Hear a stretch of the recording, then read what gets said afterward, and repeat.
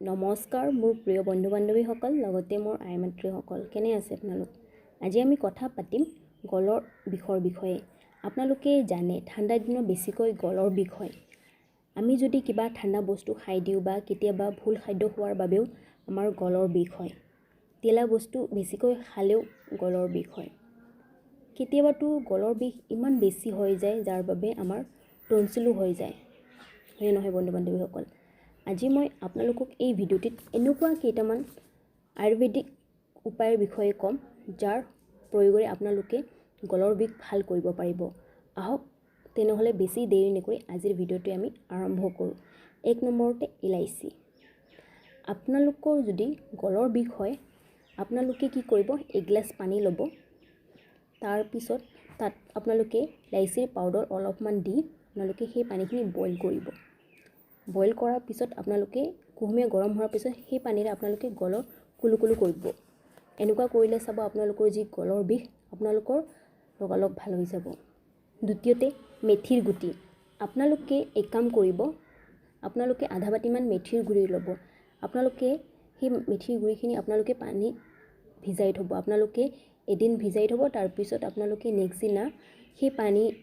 যি পানী আপোনালোকে মেথিৰ গুৰি পানী দিছিলে সেই পানী আপোনালোকে তাৰ ওপৰত আৰু অলপমান পানী দি আপোনালোকে সেই পানীখিনি বইল কৰিব বইল কৰি আপোনালোকৰ যেতিয়া কুহুমীয়া গৰম হ'ব সেই পানীৰে আপোনালোকে কুলুকুলু কৰিব এনেকুৱা কৰিলেও আপোনালোকৰ যি গলৰ বিষ আপোনালোকৰ দুদিনতে ভাল হ'ব তৃতীয়তে আমৰ গছৰ বাকলি আপোনালোকে আমৰ গছৰ বাকলি ল'ব তাৰ পিছত আপোনালোকে এটা বাচনত পানী ল'ব আপোনালোকে সেই আমৰ বাকলি আপোনালোকে পানী দি বইল কৰিব যেতিয়া পানীখিনি ৰঙা ৰঙা হ'ব তাৰ পিছত সেই পানীখিনি উলাই আপোনালোকে ঠাণ্ডা হ'বলৈ দি আপোনালোকে সেই পানীৰে কুলুকুলু কৰিব এনেকুৱা কৰিলে আপোনালোকৰ যি গলৰ বিষ আপোনালোকৰ দুদিনতে ভাল হ'ব চতুৰ্থতে যিসকল বন্ধু বান্ধৱীসকলৰ গলৰ বিষ আছে তেওঁলোকে হালধি গাখীৰো খাব পাৰে আপোনালোকে এক গিলাস কুহুমীয়া গাখীৰ ল'ব তাত আপোনালোকে এক চামুচ হালধি মিহলাই সেই গাখীৰখিনি আপোনালোকে যদি দুদিনমান খাই আপোনালোকে চাব এনেকুৱা কৰিলে আপোনালোকৰ গলৰ বিষ আপোনালোকৰ ভাল হ'ব পঞ্চমতে নিমু আৰু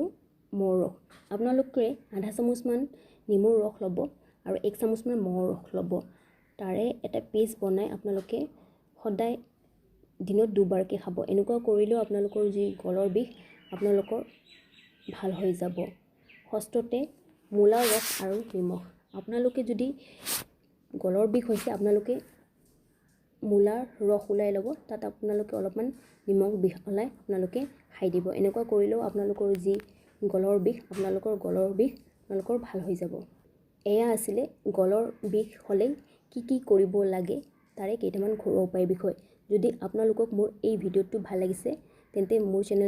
মোৰ ভিডিঅ'টো লাইক কৰিব কাৰণ আপোনালোকে মোৰ ভিডিঅ'টো যদি লাইক কৰে তেনেহ'লে মই মোটিভেশ্যন পাম আগলৈ ভিডিঅ' বনাবলৈ লগতে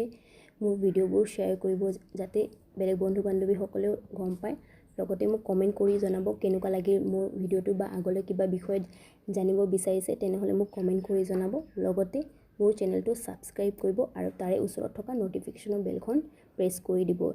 তেতিয়া আপোনালোকে মই যেতিয়া ভিডিঅ' আপলোড কৰি আপোনালোকে প্ৰথমতে চাব পাৰিব ধন্যবাদ